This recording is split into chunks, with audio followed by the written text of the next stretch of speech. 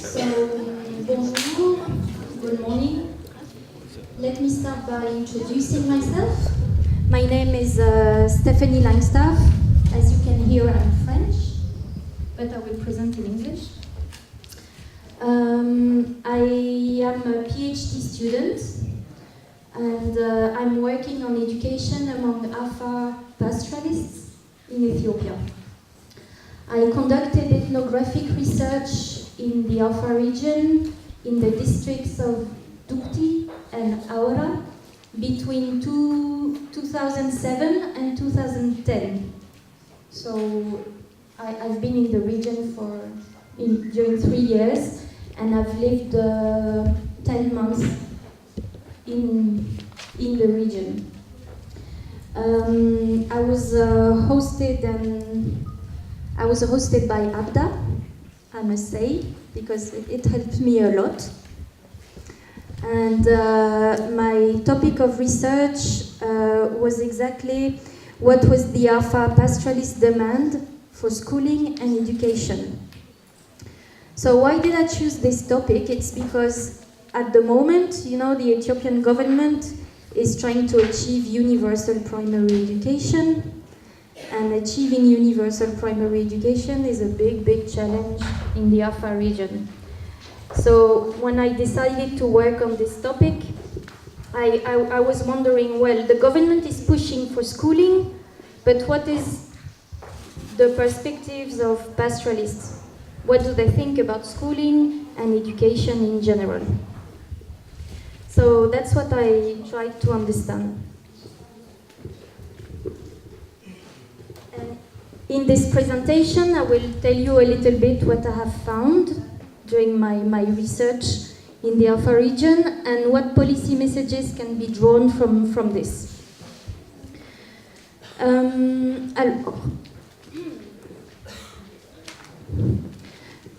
The first thing I would like to do is to clarify a little bit this concept of education and what difference I see between education, schooling, and learning. This is important because I think in Afar, and maybe I'm wrong, but that's what I found, the same word, barito, can be used or can be translated with different words. Learning, education, schooling. But it doesn't mean the same thing. Yet everyone is talking about education, sometimes for schooling or not. People in the region, you have the administrative bureau, Barito Bureau, but it is also schooling. And so I think we should clarify a little bit what we mean by Barito and what we mean by education and all this. So, learning, it can take place anywhere in different kind of situations. You can have self-learning. The difference with education is that you can learn through education, but education implies usually a transmission process. And you transmit something that is considered valuable is transmitted. And there's an intention in this process. And schooling is only one type of education which has expanded in the world, but at the origin, it comes from Europe. It expanded in Europe in the 19th century, along with nation-state building. So it mustn't be forgotten that historically, schooling and nation-state building is associated. Okay, so there's this history. And the same in Ethiopia, in the world, school has been expanded along with nation-state building.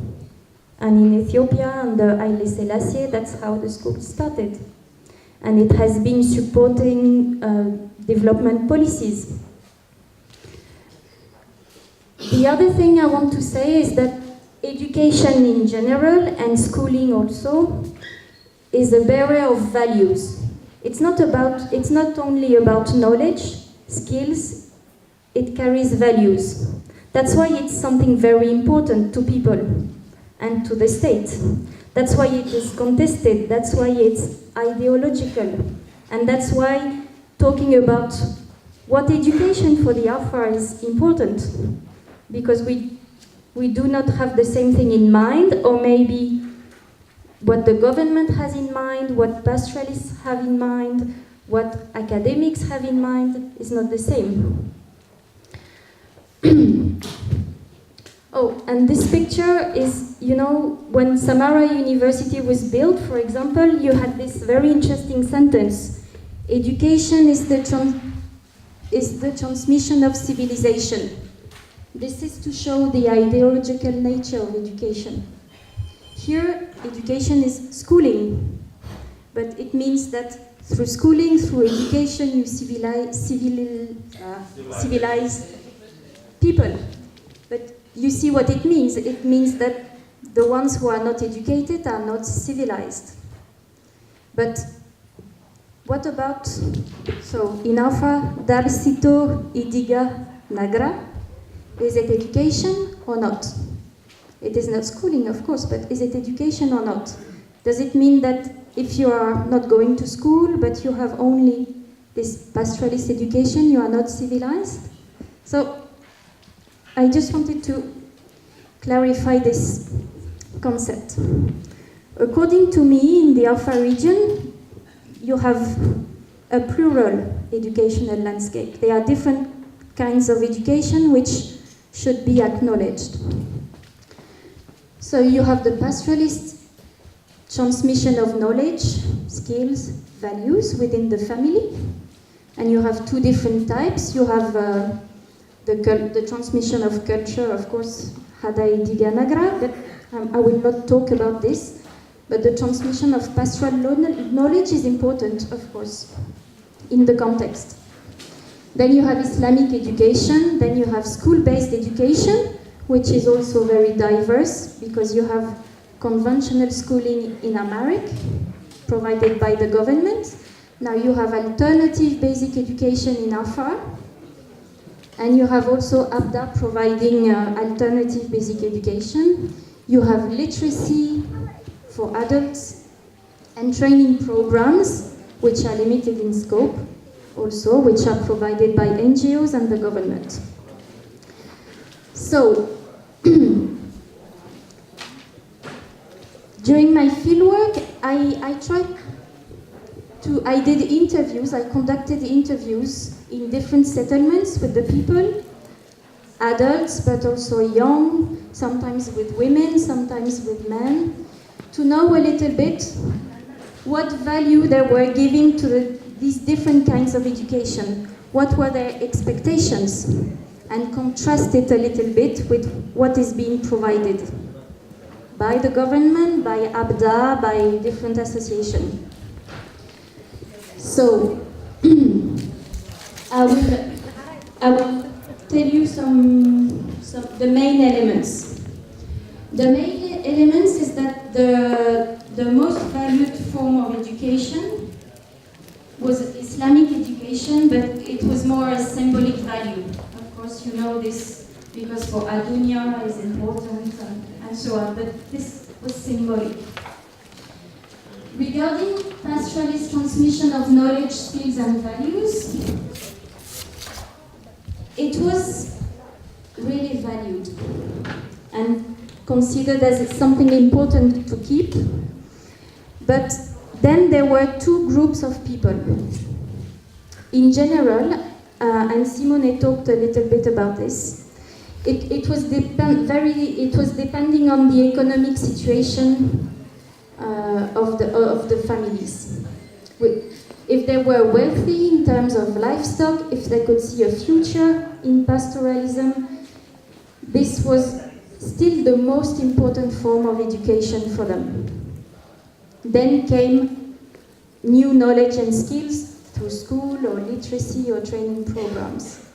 On the contrary, pastoralists who were more under pressure were giving priority to new forms of education.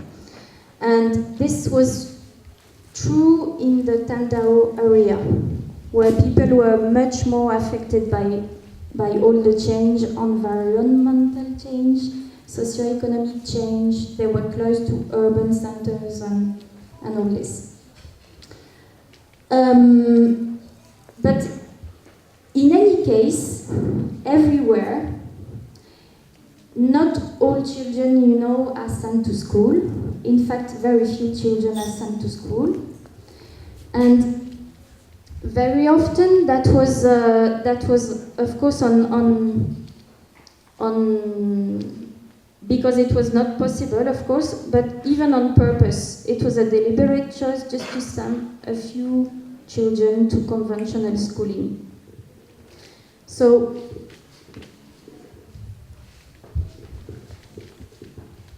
but it was contradictory because at the same time everyone was insisting on the fact that considering all the change occurring and economic diversification which was needed, that new knowledge and skills was needed to cope with all this.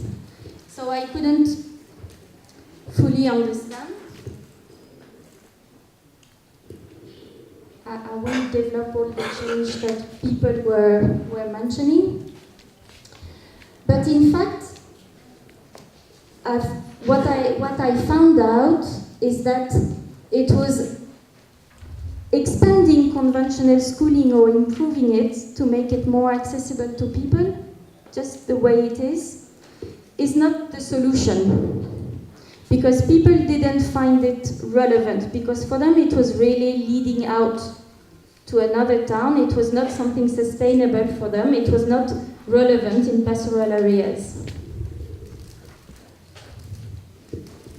In fact, the situation of education in the two districts was quite sad, because a few children go to school, and contrary to what many people think, girls tend to go to schools more than boys in terms of numbers, and that's what I have observed and all this. It's just that they don't stay at school very long. They drop very early, but there are more girls at school than boys. They are different. It depends, of course, on the situation of livestock, on if the family relies on the work of boys or girls, but that is the case.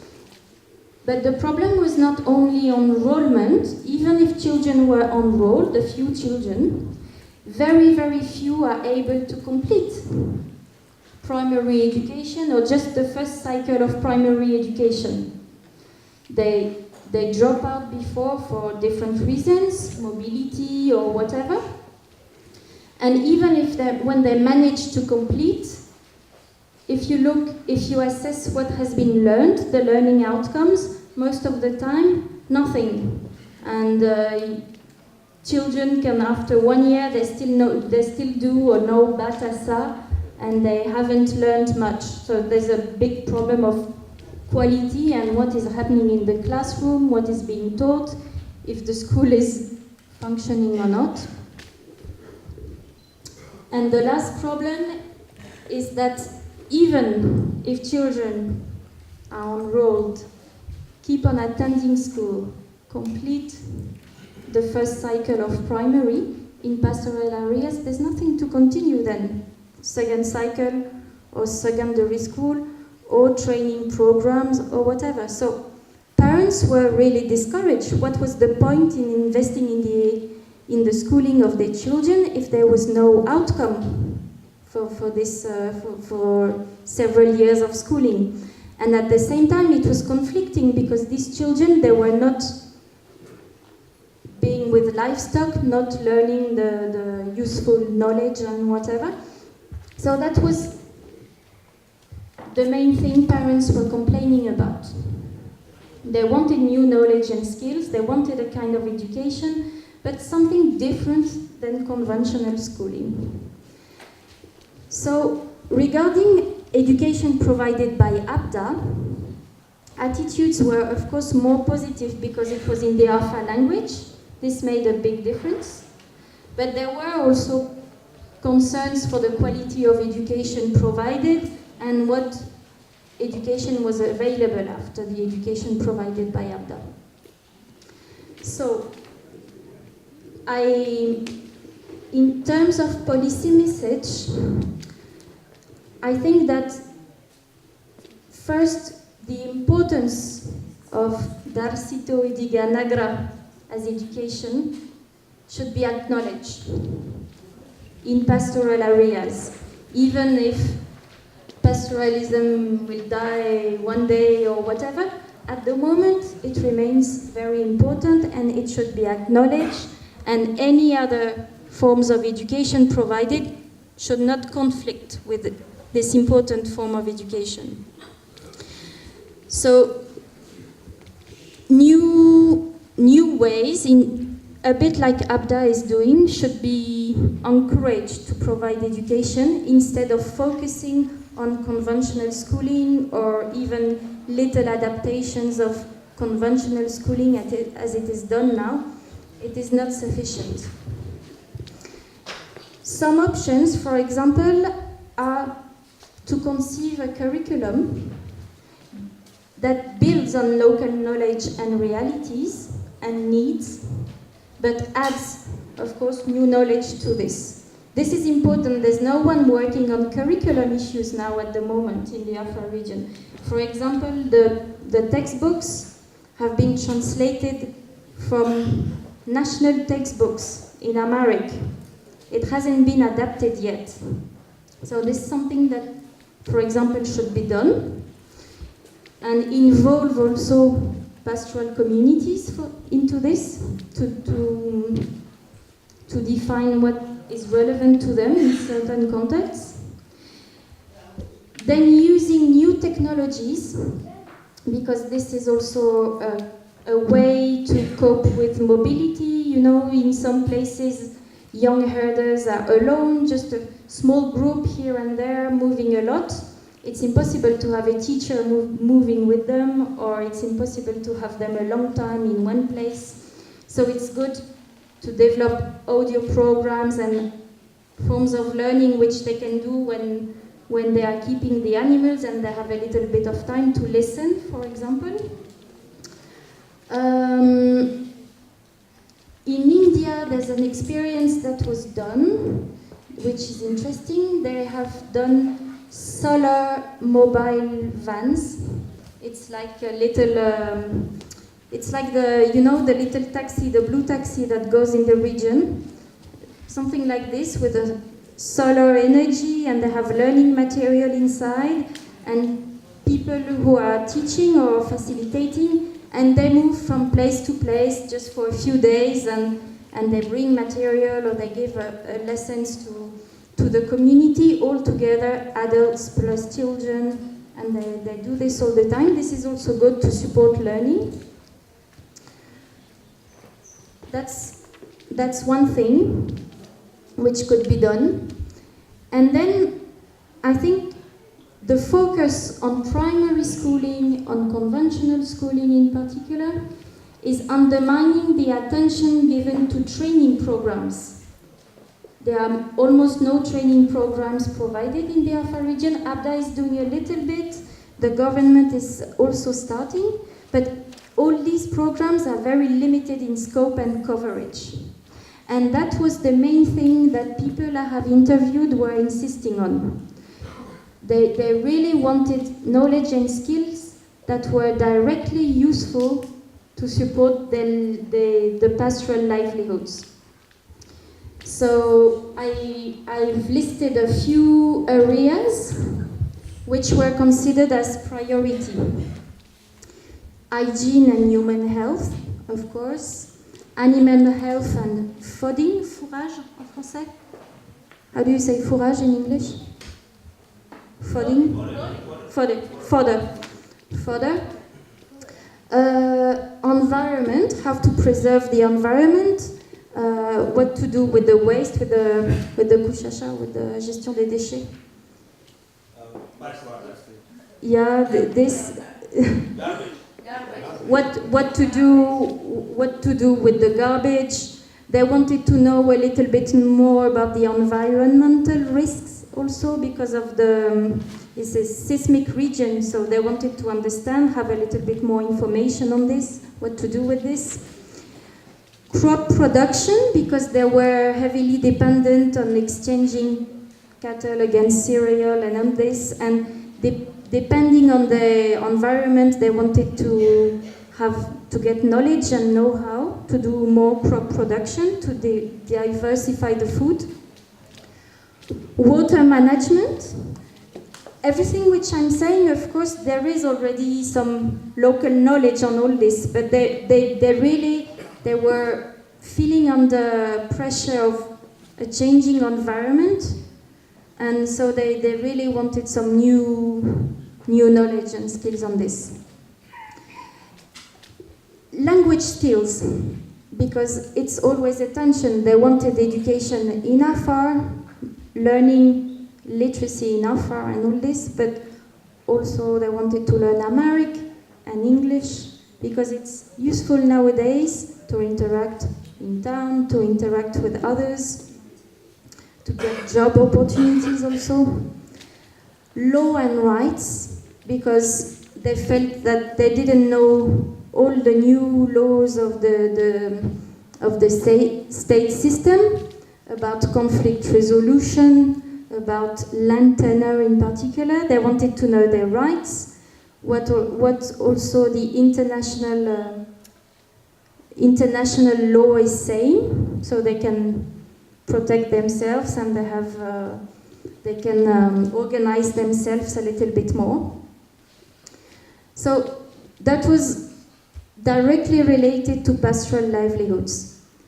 Then other kinds of training, in particular for the poorest pastoralists and women, a lot of women and widows in particular, were desperately in need of training for reconversion, for new income generating activities, because they had no future in pastoralism.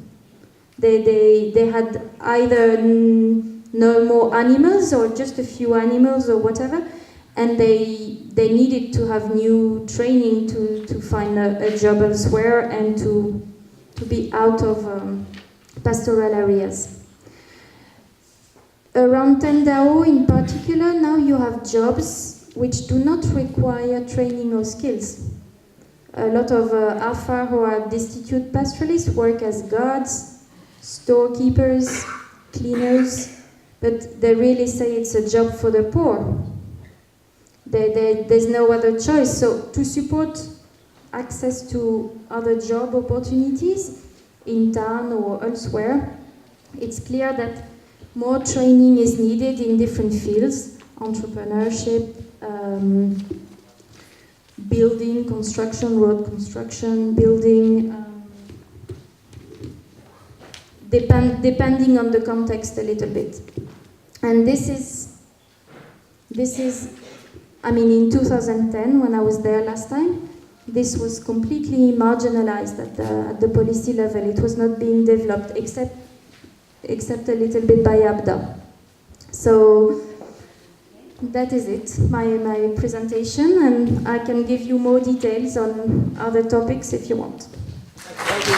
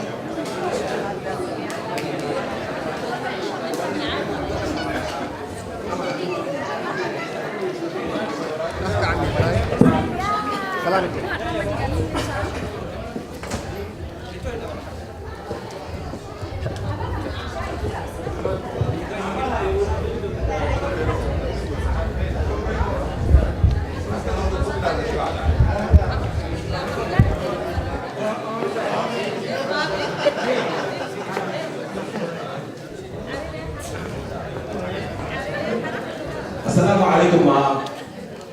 Just give a little attention.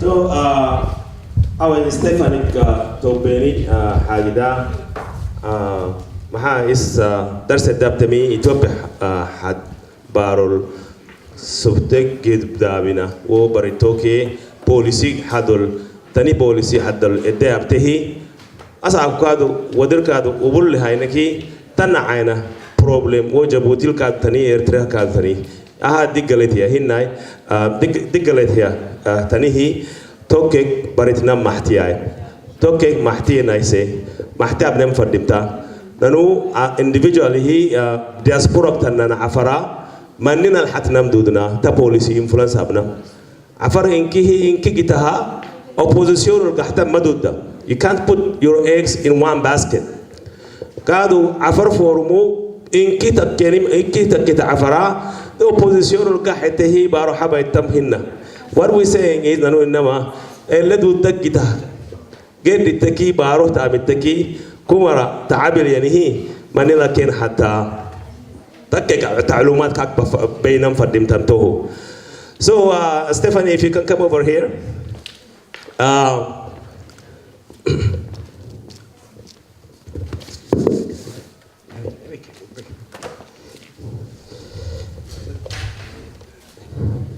So Stephanie, thank you very much for doing this great presentation. It's very educational. It really gave me a lot of thank you. A lot of information that I was not very familiar, and thank you very much for doing that. You know, it is very interesting. Afara bolo linom tasbulemi, afara bolo linom tasbulemi. Ado marahai ariba gemme hei nanu lehlu mashakil nehe warsaha afara ka ta mashakil nehe warsa afar manu ni barul tani mashakil afara nehe warsa man to sabata kadata manek fardima makkel tambulle maha reality kiyan tamle. So thank you very much, and we were trying to get Stephanie here for quite some times, and we really appreciate that you come. And these people, Stephanie, Simona, Makrakis, everybody, they pay their way to come here. They love the Afar people. They came here to help us, you know, to educate us, to share the knowledge they have. And we should thank them very much, you know. Please stand up and give them a stand up ovation. Thank you very much.